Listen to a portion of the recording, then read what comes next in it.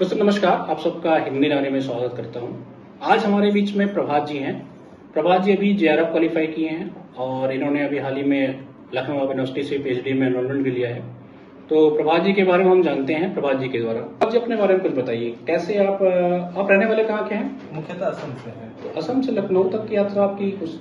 मेरे एक बड़े भैया थे जो यहाँ वर्तमान में लखनऊ विश्वविद्यालय से पीएचडी किए हुए हैं, विकास भैया, और उनके बड़े भाई भी हैं राजेश भैया, उन्होंने भी यहीं से विश्वविद्यालय से कंप्लीट किया था। तो मुझे उन्हीं से प्रेरणा मिला कि लखनऊ विश्वविद्यालय आना। इस वीडियो में हम मेनली बात करेंगे नेट पेपर के बारे में। नेट आपने जेआरएफ क्वालिफाई किया है? जेआरएफ मेरा 2012। तो सबसे पहले हमको बताइए कि जैसे जो बच्चे जेआरएफ करना चाहते हैं, नेट करना, उसका पैटर्न क्या होता है? सर, नेट का पहला पैटर्न तो ये है कि आपका पहला पेपर होता है और दूसरा सेकंड पेपर होता है। जो पहला पेपर होता है उसमें आजकल लोग क्या करते हैं, बच्चे की उसको बहुत ज्यादा नेग्लेंसिंग कर देते हैं। लेकिन आप जब तक पहला पेपर में आप नंबर स्कोर नहीं करेंगे, वेटेज आपका उतना ही है, वो भी 100 नंबर का होता है। और दूसरा सेकंड पेपर जो होता है वो 200 नंबर का होता है।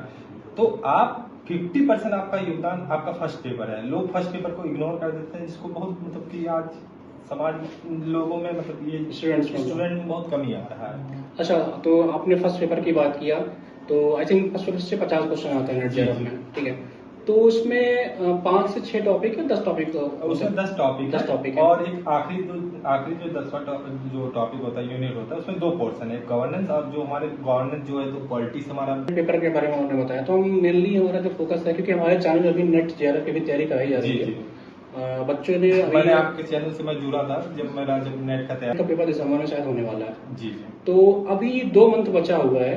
इन 2 मंथ में बच्चों की क्या स्ट्रेटेजी हो जो नेट का पेपर देने वाले हैं?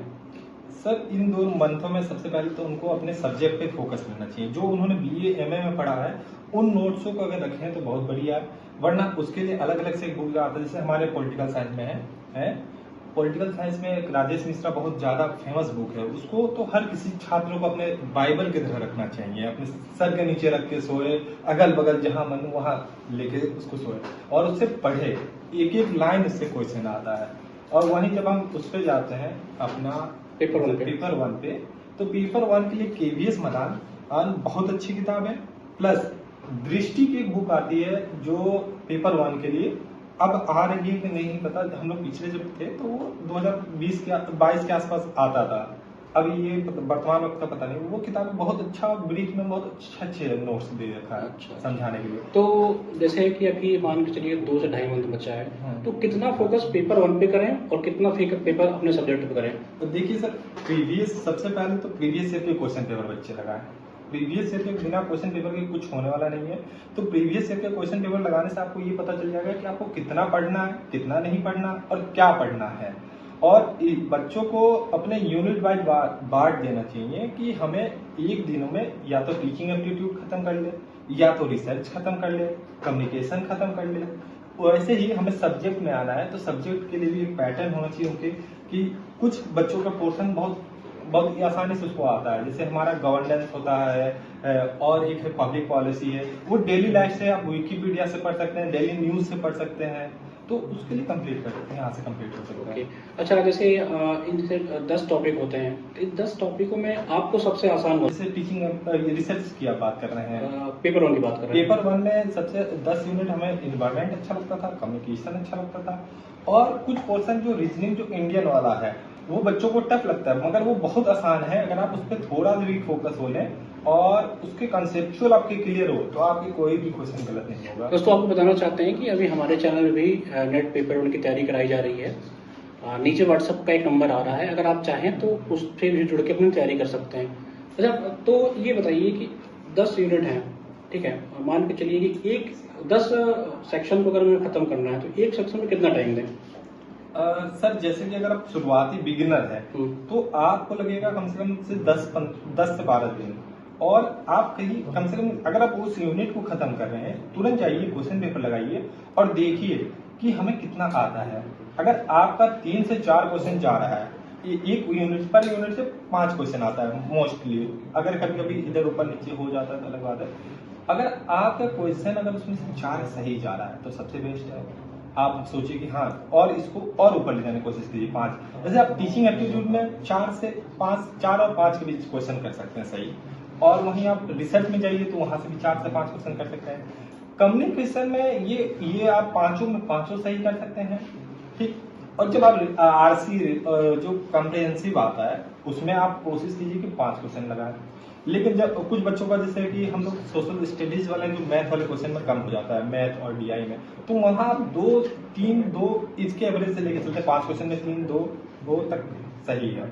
वही एनवायरमेंट के क्वेश्चन आइए तो एनवायरमेंट का डेली जो आप न्यूज होते हैं उससे आप जुड़े रहेंगे तो बहुत जल्दी इससे क्वेश्चन सॉल्व कर। अच्छा, एनवायरमेंट में करंट के क्वेश्चन भी आते हैं क्या? एनवायरमेंट में करंट के क्वेश्चन बहुत ज्यादा आता है। जैसे आपका आ जाएगा न्यूक्लियर का, पिछली बार जब आया था न्यूक्लियर का आया था चेरनोबिल का, क्योंकि वो इंसिडेंट चल रहा था उसमें, तब उससे सीधे क्वेश्चन उठा दिए थे, लोग इस पर ध्यान नहीं दे रहे थे।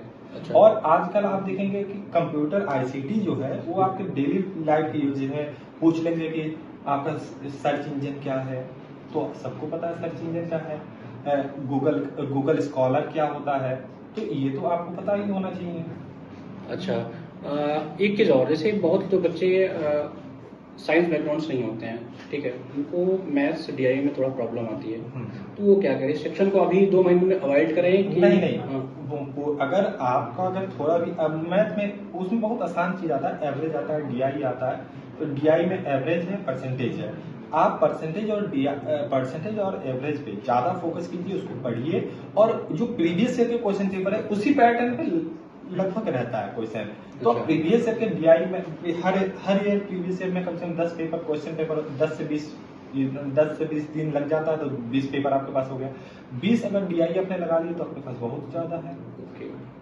अच्छा, इसमें हिंदी इंग्लिश मीडियम वालों के साथ कोई इशू होता है क्या? देखिए, ये इशू तो है हिंदी वालों के साथ कि हिंदी इंग्लिश थोड़ा रहता है।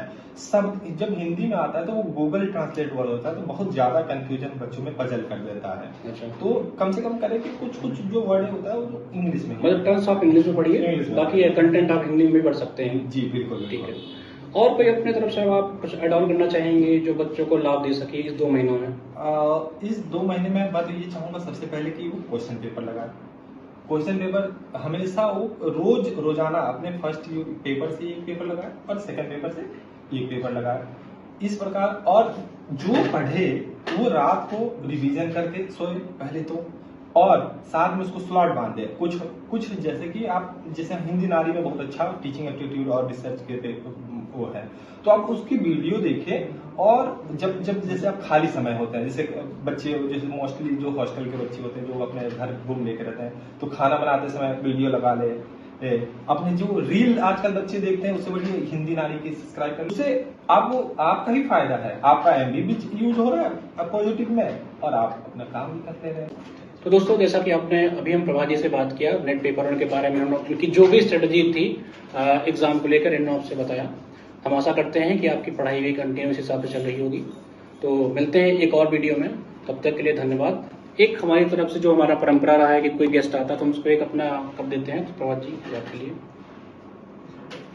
तो मिलते हैं दोस्तों अगले वीडियो में, तब तक के लिए धन्यवाद। सब्सक्राइब करिए हिंदी नारी।